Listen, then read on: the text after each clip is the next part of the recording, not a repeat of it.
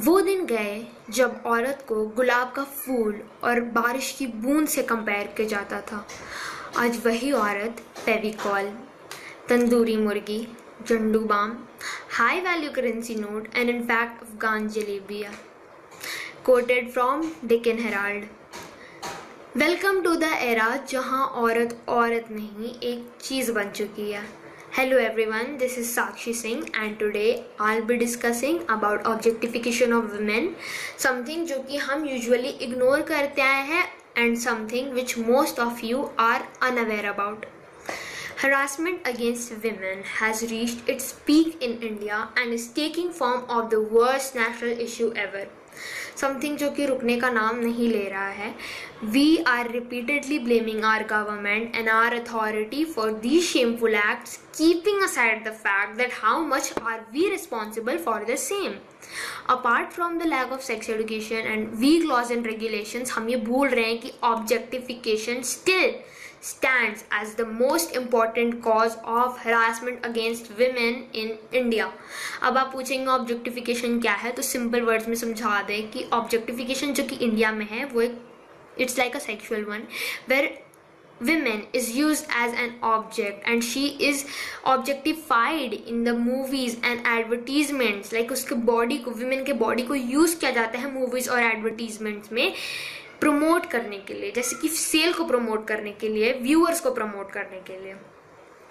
Looking at a fresh new rape case, आपको लगता होगा that why the hell is this going on? What can be the reason behind this shit?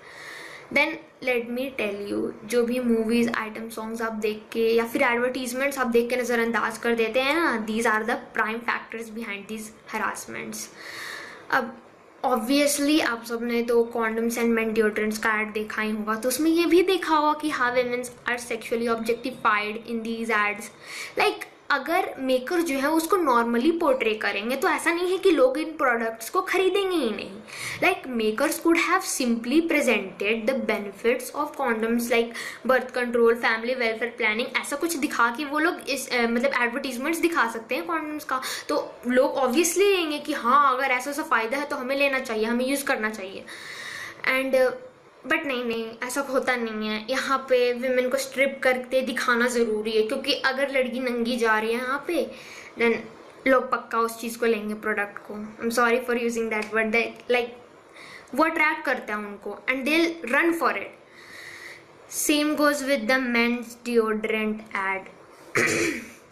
दिखाना क्या चाहते हैं यहाँ पे, लाइक एक बंदा है, 2 डिओ लिए है हाथ में, फुस फुस मारा है और सारा डायरेक्शन से लड़की भागती हुई आ रही है उसके पास. Like centre of the universe, attraction of the universe. ये मतलब कि बेस्ट चीज़ है एकदम, इससे बड़ा चीज़ कोई हो ही नहीं सकता. आप लगाइए एंड लड़की आपकी हो जाएगी तुरंत, जाना ही नहीं पड़ेगा शादी.com पे भी नहीं, बस डीओ लगाओ लड़की मिल जाएगी आपको. डीओ लगाओ, माल पटाओ. The actual logo behind these men deodorants ad, like they are just trying to portray these products as chick magnets to lure men into buying these. हम और अब तो ये सब देख के इग्नोर कर देते होंगे, like this is totally normal for us, पर हर कोई इग्नोर नहीं करता गाइज. एंड वही लोग ऐसा विमेन हरासमेंट जैसा मतलब क्राइम्स को अंजाम देता है, वही लोग. कमिंग अप टू बॉलीवुड, भाई कुछ कहना ही नहीं मेरे को तो इस बारे में, बट फिर भी कहते हैं. जब लोग समझदार हों, एडुकेटेड, लिटरेट हों और वही ऐसा ऐसा काम करें ना, वो रीजंस डालें, वो रूट कॉज बने इस चीज़ का, तब और बुरा लगता है. Rappers like Badshah and yo yo Honey Singh have continuously portraying women, like objectifying women in their songs. and in fact yo yo Honey Singh का तो एक गाना ही है जिसका नाम है मैं बलात्कारी. I guess you get. And but according to them, like ये रैपर्स का कहना है कि नहीं, हमने अपनी मतलब कि सॉन्ग्स में हमने कभी वुमेन को ऑब्जेक्टिफाइड नहीं किया है. So hypocrisy prevails guys, as you can see. हमें इन गानों से कोई दिक्कत नहीं है ना, बिल्कुल नहीं. But what will the kids and teens understand after listening? खेलता नहीं क्रिकेट व्रिकेट, ले लूँ तेरी विकेट विकेट.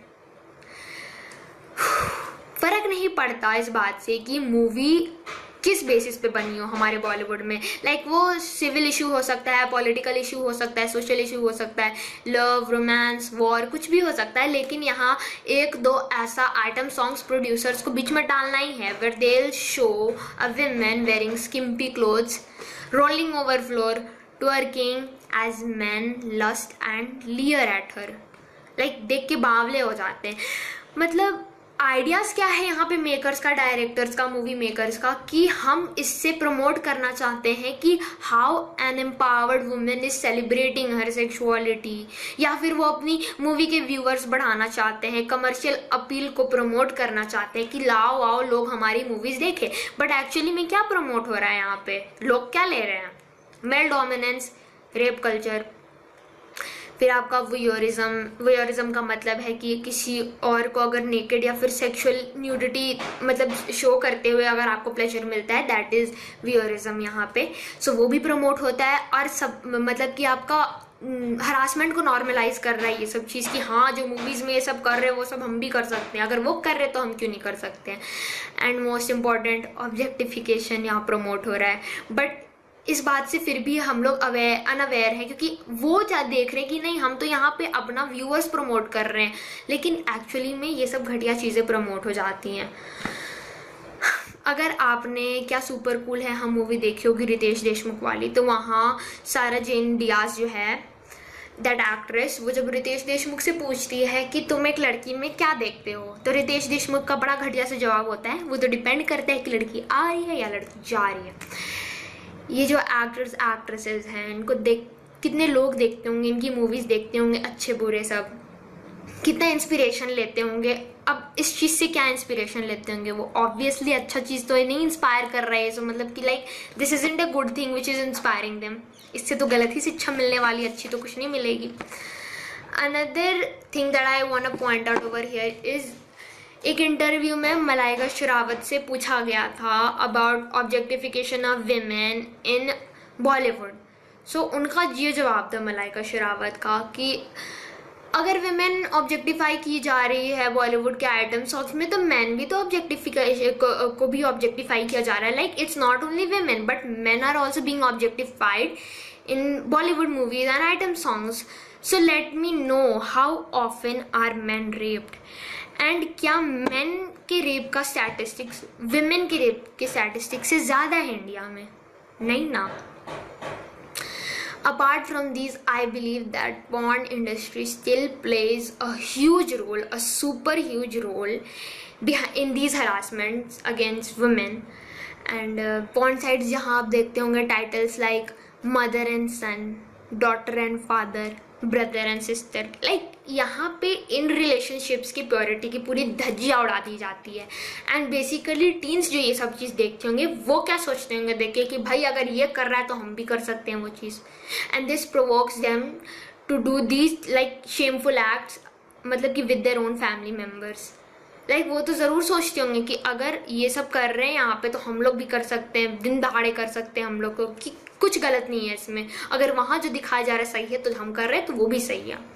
फिर अब अगला गलती क्या है कि ये पॉर्न साइट्स में they are sexualising breasts are mere object to feed babies, the reason why we are alive and interacting, and still people have the audacity to say कि छोटे कपड़े पहनती थी इस चलते बंदी का रेप हो गया, स्लट गिरी करती थी इस चलते रेप हो गया, लड़कों पे लाइन मारती थी रेप हो गया। अरे ब्रो, वो 13 मंथ की बच्ची, 3 साल की बच्ची, 5 साल की बच्ची, उसको स्लटगिरी से क्या लेना देना है? उसको पता है कि स्लटगिरी क्या होता है, उसको पता है कि छोटे कपड़े बड़े कपड़े के बीच में डिफरेंस क्या होता है, जो बुरखा पहनती है जो लेडीज लोग उनके साथ क्यों होता है ये।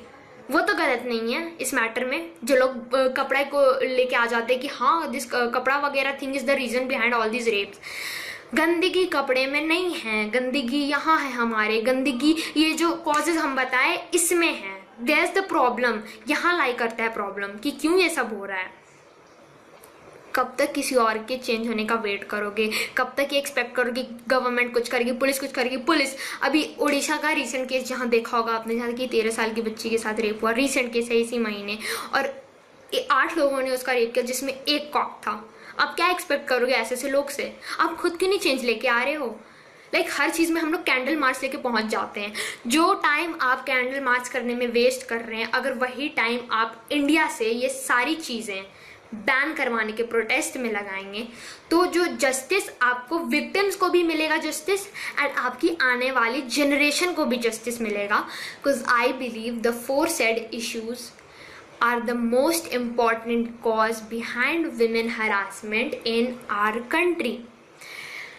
And obviously you don't want your children, you don't want your son and daughter to witness the same in future. Jai Hind.